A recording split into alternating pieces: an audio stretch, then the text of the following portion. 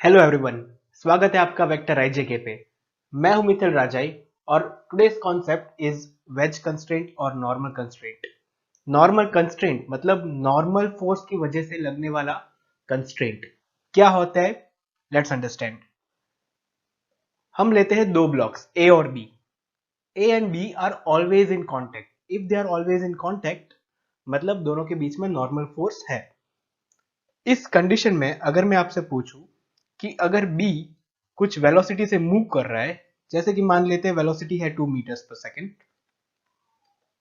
तो ए की वेलोसिटी क्या होगी? अगर बी मूव कर रहा है 2 मीटर्स पर सेकंड से, तो उसी डायरेक्शन में ए की वेलोसिटी क्या होगी अगर दोनों के बीच में कांटेक्ट है? जैसे कि दोनों के बीच में ये जो कांटेक्ट है वो बना रहता है, there is always a contact. तो आप बोलोगे this will also be 2 metres per second. यही जो कॉमन सेंस है, इसी को हम बोलते हैं नॉर्मल कॉन्स्ट्रेंट। नॉर्मल फोर्स की वजह से लगने वाला constraint. Let's take another example. अगर दूसरा एग्जांपल लेते हैं तो होता है, अगर फिर से दो ब्लॉक्स ले रहे हैं हम, इस बार मैं बी को दे रहा हूं 5 मीटर पर सेकेंड स्क्वायर का acceleration, and this time block A is not moving horizontally, instead block A is moving with some acceleration in this direction से। वो एक्सेलरेशन है 10 मीटर्स पर सेकेंड स्क्वायर और एंगल है कुछ थीटा। अभी भी दोनों के बीच में जो नॉर्मल लग रहा है, they are always in contact, that means normal force is not equal to zero. If they are always in contact still, तो हम क्या कह सकते हैं कि इस डायरेक्शन में, हॉरिजॉन्टल डायरेक्शन में दोनों का एक्सेलरेशन होगा सेम। मतलब 10 cos theta will be equal to 5, मतलब cos थीटा हो जाएगा 1/2। ये होता है नॉर्मल कंस्ट्रेंट और वेज कंस्ट्रेंट। वेज आएगा बाद में, मैं इसको इरेज कर देता हूं और हम लिखते हैं नॉर्मल कंस्ट्रेंट का स्टेटमेंट। नॉर्मल कंस्ट्रेंट का स्टेटमेंट होता है कि जब भी दो ऑब्जेक्ट्स इन कांटेक्ट रहता है, तब in the direction perpendicular to the contact surface, their velocities and accelerations will be same। अगर कांटेक्ट सरफेस यहाँ पे ये है और यहाँ पे कांटेक्ट सरफेस ये है, तो परपेंडिकुलर डायरेक्शन में, इन this direction, their velocities and accelerations will be same। Let's understand this by an example। यहाँ पे एक वेज है और एक नाइफ है और रॉड, इसको रॉड भी बोल सकते हो और नाइफ भी बोल सकते हो। मैं इसको बोलता हूं रॉड और ये है एक वेज। ये wedge is free to move. और अगर बोला जा रहा है कि the rod is falling down with 2 meters per second square, the rod is falling down with 2 meters per second square, then what will be the acceleration of wedge? How to solve this? Let's see। हम क्या करेंगे, वही normal constraint लगाएंगे, but इस बार हम देखेंगे कि normal constraint किस डायरेक्शन में लगेगा। Let's zoom this section in. ये सेक्शन जो है वो जूम करते हैं, क्या मिलेगा हमें? हम देखेंगे कि ये ऐसा कुछ सेक्शन हो रहा है और यहाँ पे जो रॉड है, मैं ब्लू कलर ले लेता हूं। जो रॉड है उसका एक्सेलरेशन दे रखा है नीचे की तरफ। क्या एक्सेलरेशन है? एक्सेलरेशन है 2 meters per second square। And जो वेज है उसका एक्सेलरेशन राइट साइड है, तो हम लिखेंगे ए।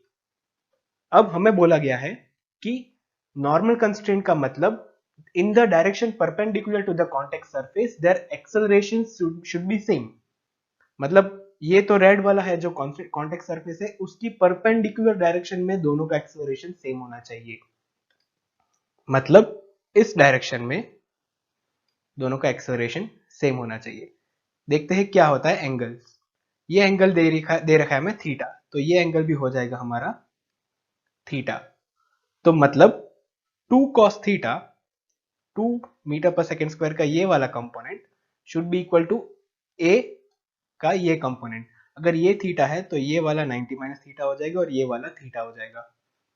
तो हम बोल सकते हैं कि ए sin theta will be equal to 2 cos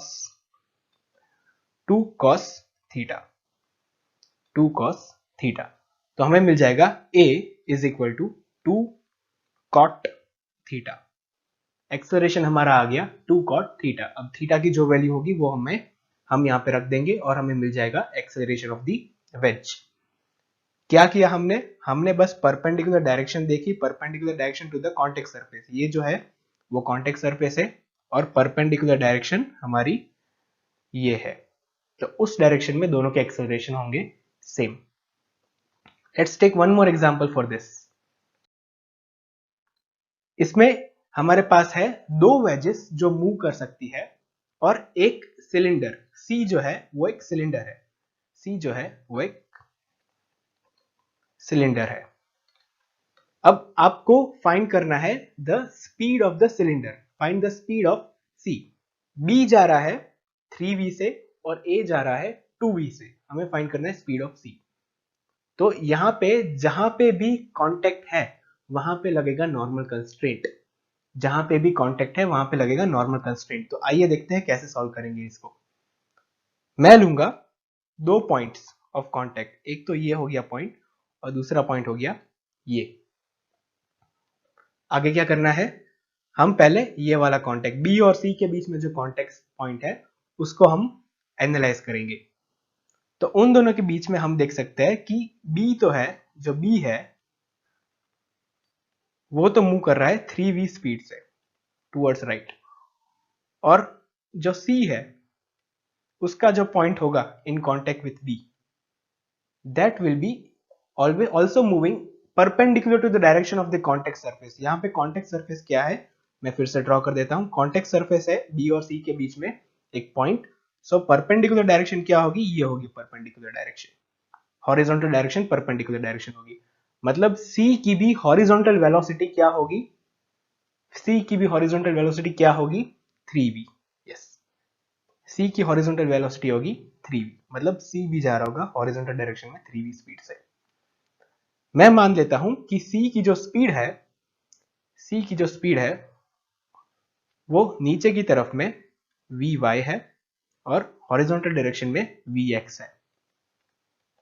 तो हमें vx तो मिल गया, vx हमें मिल गया जो है 3v। अब हम एनालाइज करते हैं the second point, the contact surface between a and c।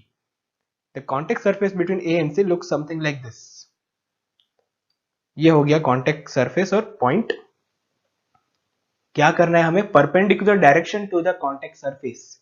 Perpendicular direction कौन सी होती है, तो ये हो गई हमारी परपेंडिकुलर डायरेक्शन। हमारे पास एंगल कितना दे रखा है, हमारे पास एंगल है थीटा, हमारे पास एंगल है थीटा। तो हमें इस डायरेक्शन में दोनों की वेलोसिटीज निकालनी है। लेट्स सी ए क्या हो, ए की वेलोसिटी क्या होगी इस डायरेक्शन में। ए की वेलोसिटी यहां पे दे रखी है 2v। अब 2v का कंपोनेंट लेना है हमें along the direction perpendicular to the wedge. तो ये हो गया एंगल थीटा, तो ये वेलोसिटी होगी 2v sin theta, 2v sin theta. Now what is the velocity of c in that direction, चलिए देखते हैं। हमने बोला कि c की वेलोसिटी डाउनवर्ड डायरेक्शन में vy है और हॉरिजॉन्टल डायरेक्शन में vx है, मतलब हमें vy और vx दोनों के कंपोनेंट लेने हैं along the direction perpendicular to the contact surface। तो चलिए देखते हैं। हमें vy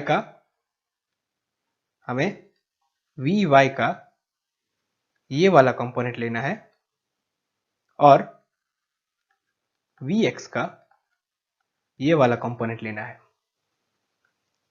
तो एंगल्स क्या होंगे, ये एंगल होगा थीटा, तो हमें मिलेगा in the direction to vy का cos थीटा कंपोनेंट होगा और vx का sin थीटा कंपोनेंट होगा। ये हो गया एंगल थीटा, तो ये एंगल भी होगा थीटा, तो ये होगा 90 माइनस थीटा। तो हम लिखेंगे 2v sin theta, 2v sin theta is the speed और velocity component of the wedge in the perpendicular direction, और Vy का कंपोनेंट होगा Vy cos थीटा, और Vx का होगा Vx sin थीटा।